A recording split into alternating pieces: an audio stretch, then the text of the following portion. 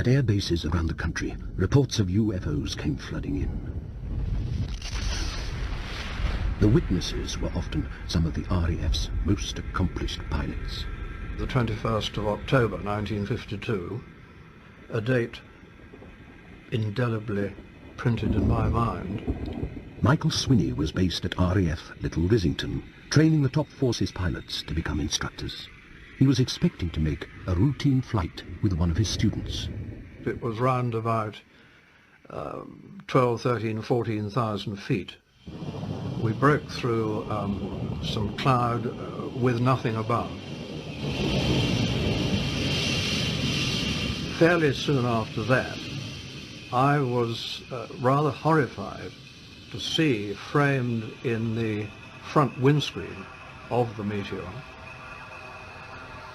3 circular white objects.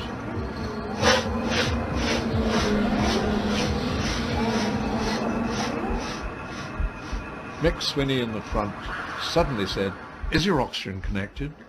I said, "Mick, we've just done the 30,000 foot check, and you checked that your oxygen was all right, and I told you that mine was. What's the problem?" He said, "Well, take a look straight ahead."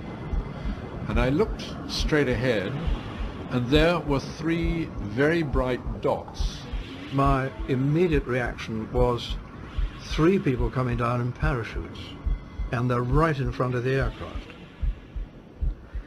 So I, in fact, took the control to turn the aeroplane away from what I perceived to be perhaps a dangerous situation.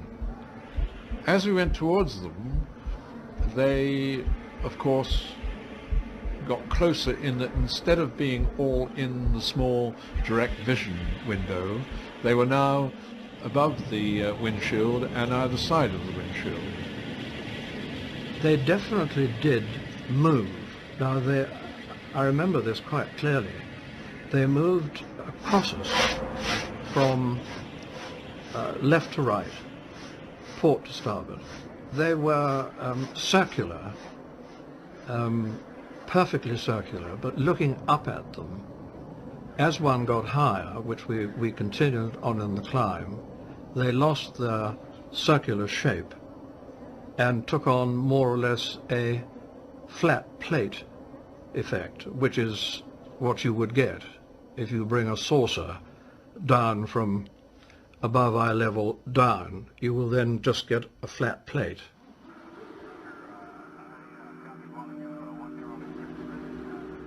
Unbeknown to Swiney and Crofts, on the ground Flight Control had just detected 3 mysterious objects and were beginning to plot their movements. I said to Mick, let's go and find out what they are. And he said, no, something like that happened on the west coast of America, and the pilots were never seen again, and the airplane was believed to have been vaporized. And so we didn't do that. But he then called base. So I called them up, and I simply told them my call sign and said that we had 3 unidentified objects and asking for assistance. I have to admit, and I don't mind admitting it, and I've always admitted it, that I was somewhat scared, frightened by what I was witnessing. Ground Control was unable to offer any explanation. As the UFOs continued to move about the sky, it seemed as though they were toying with the pilots. These objects, which were, as I say, by then to the starboard side, and had remained there during the period of looking at them and looking away to see if by any chance there was some other explanation. When one looked back, and this is the trouble, they were nowhere to be seen. As quickly as that.